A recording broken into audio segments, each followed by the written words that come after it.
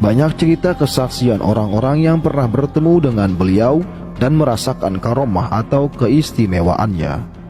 Ialah Habib Syekhon Al-Bahar atau Habib Syekhon bin Mustafa Al-Bahar atau lebih dikenal dengan Wan Sehan.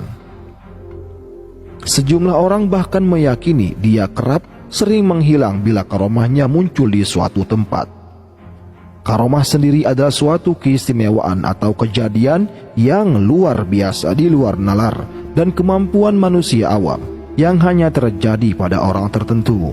Berikut beberapa kisah perilaku aneh serta keistimewaan Wan Sehan. Membeli mobil pakai daun. Salah satu cerita tentang hal unik dari Wan Sehan dikisahkan oleh Ustadz Jaka Tingkir.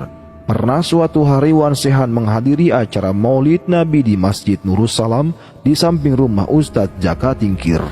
Selesai acara, Ustadz Jaka Tingkir dipanggil oleh Wan Sehan, diminta untuk mengambil daun dan memasukkannya ke dalam koper.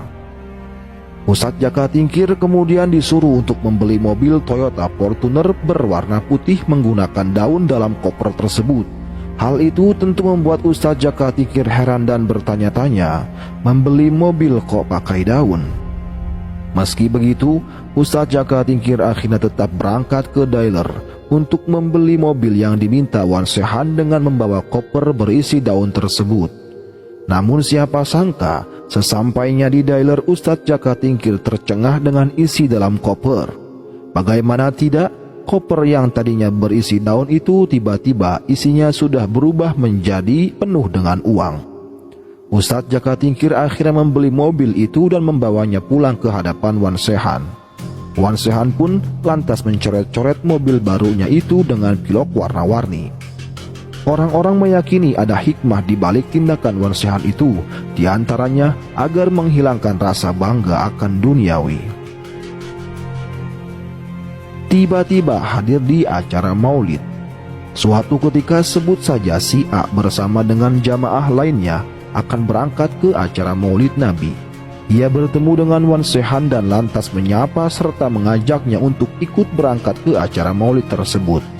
Habib, ayo kita ke maulidan nanti kemalaman. Wan Sehan justru menjawab ajakan itu dengan marah-marah. Sudah sana berangkat, ente aja duluan, nanti aneh menyusul.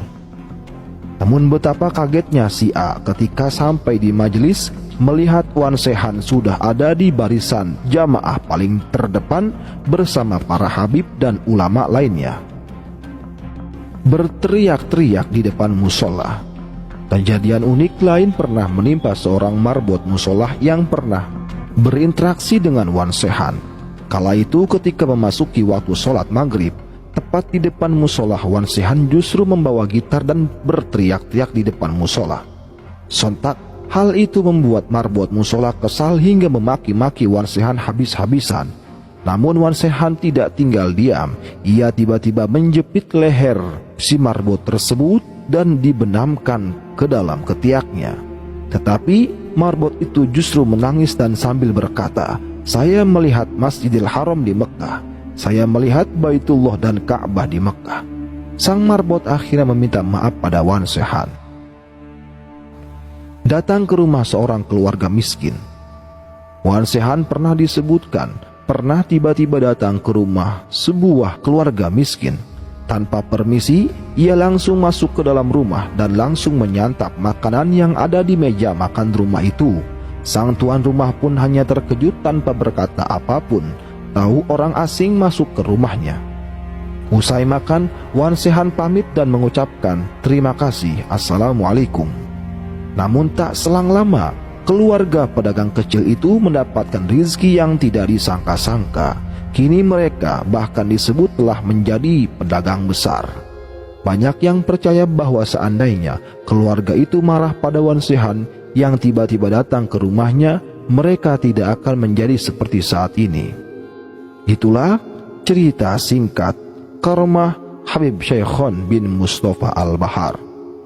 Kurang dan lebihnya saya mohon maaf. Wabillahi taufiq wal hidayah. Wassalamualaikum warahmatullahi wabarakatuh.